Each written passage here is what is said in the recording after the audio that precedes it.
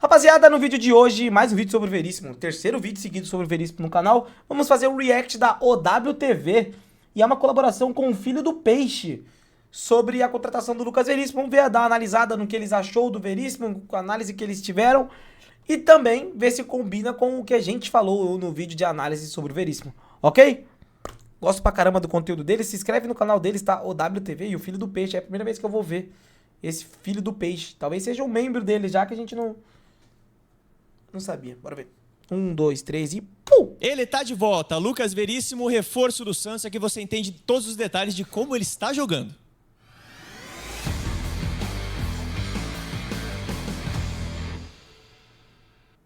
O Peixe estava precisando de zagueiro e foi repatriar o seu jogador Lucas Veríssimo, que estava no futebol do Catar. Agora, reforço do Santos para a sequência da temporada. Eu sou o Matheus Santana, estou aqui com o William Borges, que preparou essa análise para a gente, de um jogador que tem tudo para melhorar o nível da zaga santista, né? Acho que você coloca uma frase muito bem feita no início, onde o Santos precisava de zagueiro. Você não tem segurança nenhuma na dupla de zaga ou até em outros zagueiros do Santos. Hoje joga Adonis Frias ou Lô Pérez. Joga também o Zé Ivaldo, você teve o Alexis Duarte, Quem seria o lateral recentemente. Perdão, perdão, cancelar, tô lendo o chat da live. Quem seria o lateral esquerdo ideal para o Santos hoje, se tratando só do mercado nacional? Eu iria no Juninho Capixaba, se não conseguisse o Juninho Capixaba, eu iria no René do Fluminense. Só pra cumprir tabela e fazer o Lira evoluir. Só isso, tá ligado? Não precisa ser um craque da posição. Um cara ok, mano. Um cara que não faça nada de absurdo, tá ligado? Mas que também não vá fuder o Santos, que nem esse desgraçado, se a gente não fode. Veríssimo certo, né? é acima de todos eles, tá? É muito. O Basso saiu agora também. O Lucas Veríssimo é acima de todos eles e por isso eu tenho uma grande expectativa de que chegue para talvez arrumar esse sistema defensivo do Santos. Claro, é um jogador que estava na Liga do Catar, um nível muito inferior do futebol brasileiro, mas a contratação é muito válida, muito bom zagueiro e acho que pode agregar bastante nesse elenco. Olha, uma movimentação que eu gostei bastante, já adiantando aqui, tá? Antes da gente aprofundar na análise, pedir pro torcedor do Peixe aquele recado padrão, né? Deixar o seu like, se inscrever no canal. Mas a gente tem também um benefício para os membros do nosso canal, então é um ótimo momento para você apoiar o nosso projeto, se tornar um membro a partir de R$ 3,99. Você está concorrendo a uma promoção da Formar e Compensar, nossa grande patrocinadora e parceira aqui do canal, que vai premiar um dos nossos membros para ganhar uma camisa oficial do Clube do Seu Coração. Toma. Sorteio que acontece nesta sexta-feira no nosso Fominhas, programa de debate que a gente tem aqui no nosso canal. E claro, a gente vai ter mais benefícios para os nossos membros também nos próximos meses, sorteios, brindes, enfim, muita coisa legal chegando para todo mundo que quiser apoiar o nosso projeto. Virou membro, automaticamente concorre à camisa oficial do Santos, né? A galera tá assistindo aqui é santista, então tem que ser, camisa, né, do Santos. Mas vamos lá, vamos pro Lucas Veríssimo, que é um zagueiro muito firme, muito físico, forte, é bom no jogo aéreo, não tão veloz assim. Não tem tanta explosão física, mas compensa muito e ganhou até mais experiência de posicionamento conforme foi passando a carreira. Claro, cara que chegou até a ser convocado para a seleção brasileira. Vale a pra Copa de 22, né? Lá no Catar, ele estava jogando muitas vezes como líbero ou como zagueiro da direita. Então aqui eu começo com um lance dele como um líbero, né, na construção de jogo. Vou começar com essa questão de passe, que acho que evoluiu bastante na carreira, tá? Tá tendo uma mínima construção, sabendo sair jogar em alguns momentos, coisa que em determinado momento não foi sua principal característica. Aqui como um zagueiro da direita, consegue encontrar o passe, inclusive o jogador do time dele sinalizando, olha como ele desbloqueia um setor do campo que tá livre. Mais uma vez, claro, às vezes muito confortável, tá? No Catar uma marcação não tão agressiva que às vezes a gente pode ter no futebol brasileiro. Mapeando o campo, vendo a melhor opção, roda essa bola para o lado esquerdo do campo, onde tem jogador livre. Então é um cara que evoluiu bastante, tem capacidade de sair jogando. Claro, não é um zagueiro extremamente construtor, mas tem capacidade de sair jogando, inclusive, por isso era utilizado como líbero, né? A gente vê ele mapeando o campo, nesse esquema com 3 zagueiros, inclusive o brasileiro Lucas Mendes aqui pelo lado esquerdo do campo, ele tá mapeando o campo do lado esquerdo, faz uma inversão, encontra o ponta, o ala, num cenário de tá bem nos lançamentos, jogados. Que bela fatiada. Tudo isso no jogo. Ele tava apertado, né? Ele conseguiu bater na bola muito bem ali. Exatamente. E o ponta que dominou mal, porque a jogada foi boa. Mas olha como ele consegue rodar para os dois lados. A gente mostra agora um lance mais para a esquerda do campo, novamente ele posicionado como um líbero, mapeando o campo direito, o lado direito do campo, que está com espaço. Olha como ele encontra uma situação favorável ali no ponta, no ala, muitas vezes. No Santos, a gente até entende que muitas vezes quem desce para essa função é o William Arão. Ou até mesmo quando o João Schmidt está de volante, desce para fazer essa função.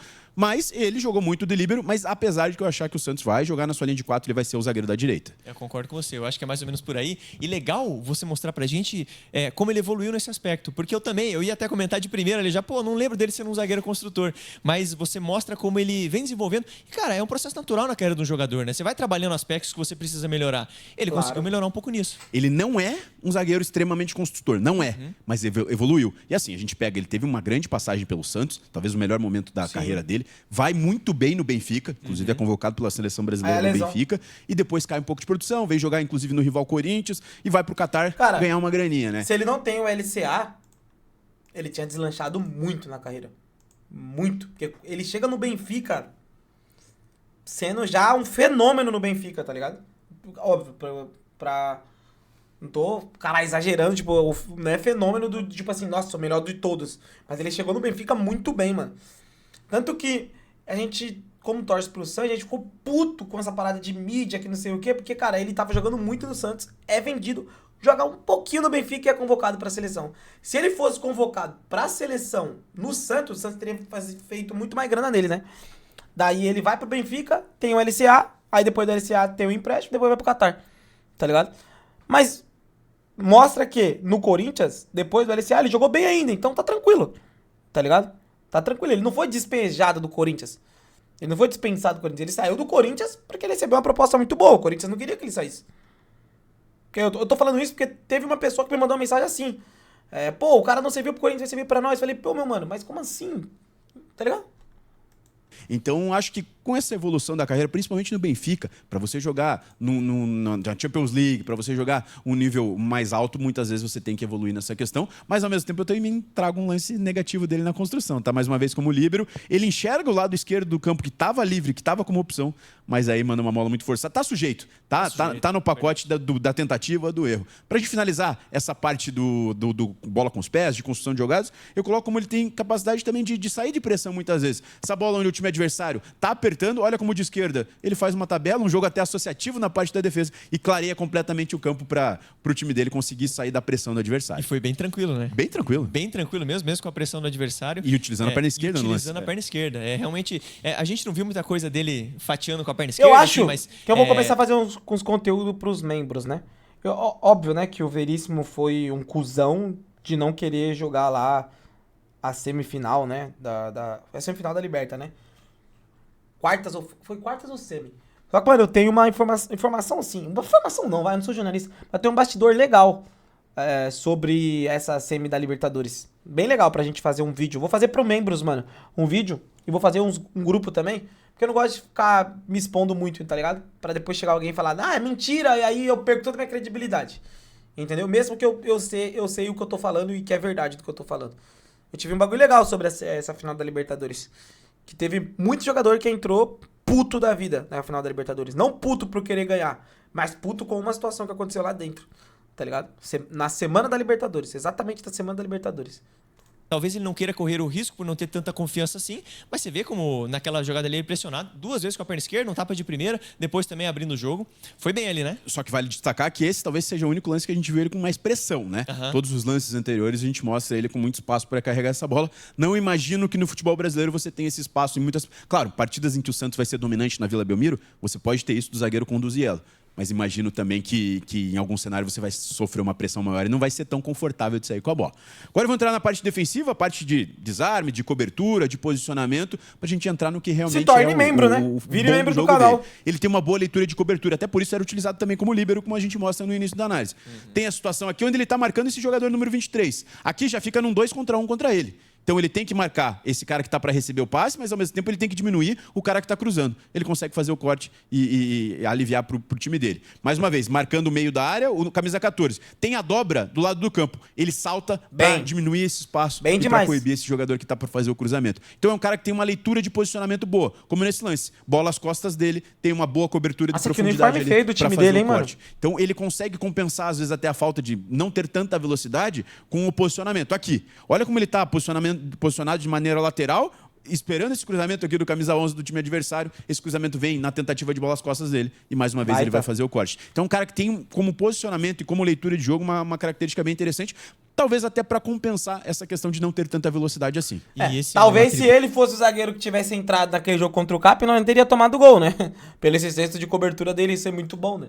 Outro que destaca muito o zagueiro, né? Porque os principais zagueiros do futebol mundial têm uma leitura de jogo muito boa, né?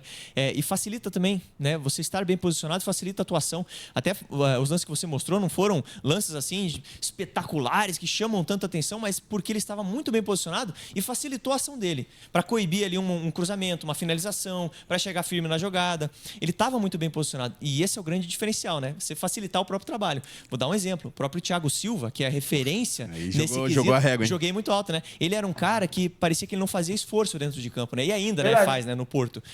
Mas porque ele está sempre bem posicionado. Então, é um atributo muito importante, né? Essa questão que você fala até não tem lances tão excepcionais assim, e não vai ter, tá? Porque ele sabe o famoso corta-caminho?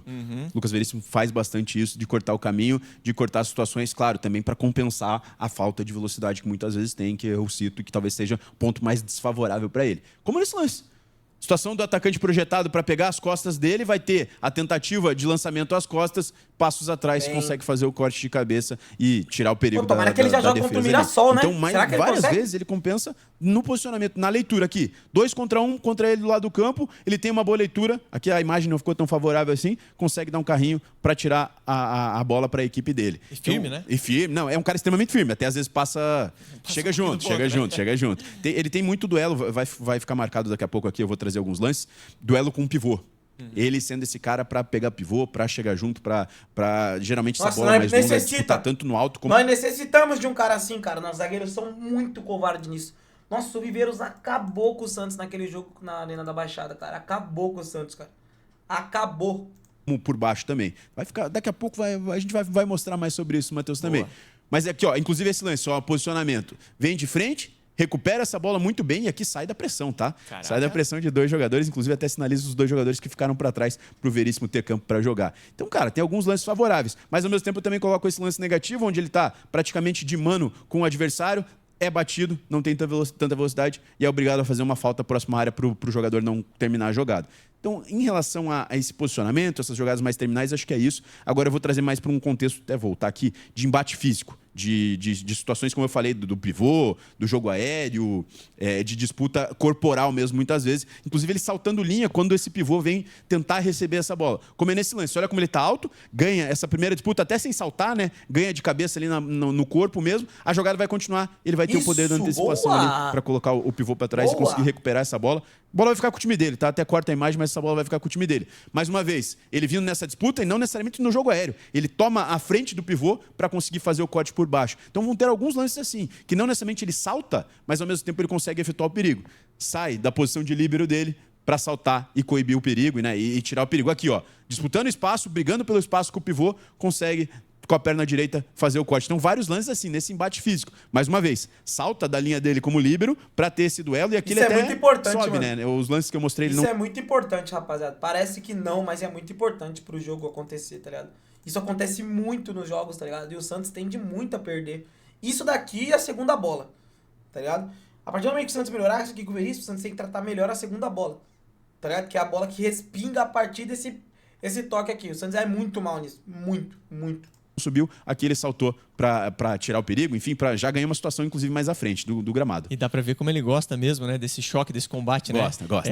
Até porque ele é um jogador, como a gente citou, né, firme, um cara de imposição física, e ele se dá muito bem nesse tipo de duelo, né? Só tô deixando rolar, pra ficar tranquilo. Não, legal. Porque eu acho que a característica que o Santos precisa, né, de um jogador com mais segurança ali atrás, aquele cara que pode mesmo levar vantagem nesses duelos corpo a corpo, ser um cara mais firme ali atrás, o Santos está precisando bastante dessa característica, né? Tá precisando. Talvez hoje um dos principais problemas do Santos seja a zaga, mesmo você até não tem uma certeza de quem é a dupla. Eu falei 3 nomes, né? Zé Ivaldo, Lua Pérez e Adonis Frias. Você não consegue propriamente dizer quem que é a dupla titular do Santos, porque tem muita oscilação. E até por isso eu também cito em relação ao Lua Pérez, que vai muito bem para o Santos, vai jogar fora do país e volta não tão bem assim. Então a gente tem que tomar certo cuidado em relação ao Veríssimo também, porque às vezes o recorte seja do Veríssimo de 5, 6 anos atrás. A gente está trazendo um contexto dele jogando no Catar. Mas assim, do que eu vi, ele é acima de todos os zagueiros que estão hoje no Santos. Mas vale desse recorte porque o Lua Pérez é um grande exemplo de que já está no elenco e não volta, não é nem de longe o cara que foi na primeira passagem pelo Santos. Aí o Veríssimo carregava o Luan Pérez. Carregava o Luan Pérez. O Veríssimo carregava o Luan Pérez. finalizar, Matheus, vou trazer 2 lances de jogo aéreo, onde nem é no último clube dele, mas é ano passado também, onde ele é um alvo dentro da área, tá? Aqui, se liga como tem esse cruzamento, ele salta bem, consegue fazer o cabeceio e ali conta com uma colaboração do goleiro adversário. Mais uma vez, bola jogada na área, olha como ele salta bem para ganhar esse duelo, para fazer esse gol de cabeça pro antigo dele, time dele, que eu acho que era o Aldoail, alguma coisa assim. Nossa produção falou ali, Aldoail, que era o time antes do Al-Wakra, que ele estava agora no momento. Legal demais, gostei, tá, da tua pronúncia aqui, espetacular, tá? Eu estudei antes. Você é um cara estudioso. O Lucas Veríssimo, então, chega no Santos para suprir uma carência, né? Talvez o Santos até pudesse ou devesse buscar mais, mas já é um cara que ajuda muito a fortalecer o setor mais carente aqui da equipe, eu tô com você nessa. E quero saber de você a tua nota, né? A tua avaliação para esse movimento. A e nota como é é que você acha que o importante, encaixe dele vai acontecer? Você acha que ele vai ser esse cara da direita, logicamente numa linha com 4 defensores, né? E numa saída em 3 ele vai ser o cara por dentro, ou de repente vai ser o Arão, outro jogador, ele vai ser o cara da direita? Queria entender um pouquinho disso também. Então, é complicado até a gente entender sobre isso, porque a gente mostra muitas vezes ele como líbero, e talvez ele, como esse cara da direita, ele não vai ter tanta velocidade assim, apesar de mostrar que tem boa capacidade para sair jogando, mas não vai ser aquele zagueiro que talvez chegue mais à frente, né? Eu imagino que o Santos vai manter esse padrão do Arão descendo para fazer essa linha de 3, e ele deve ser o zagueiro da direita e vai abrir. A ver como vai ser esse encaixe na questão da velocidade, principalmente do Lucas Veríssimo.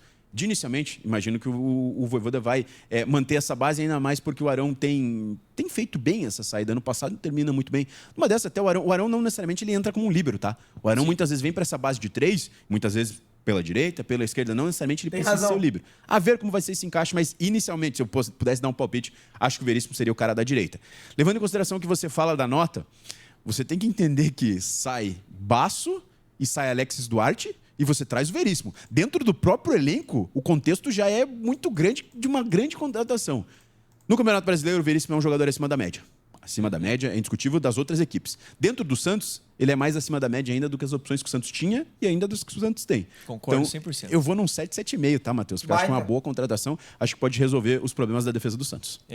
A diferença do Alexis Duarte mesmo e do próprio João Basso, que vinham atuando, né, estando no elenco do Santos, pro Veríssimo é muito grande. Né? E eu vou fazer um comentário da análise do Alexis Duarte, que você fez ano passado. Você deu uma cornetada master nele aqui. Muito torcedor do Santos te xingou nos comentários aqui, eu lembro disso. E agora o pessoal tá contigo, tá? No fim, acabei acertando, né? Claro que a gente torce pro melhor das contratações, pro sucesso das equipes, né?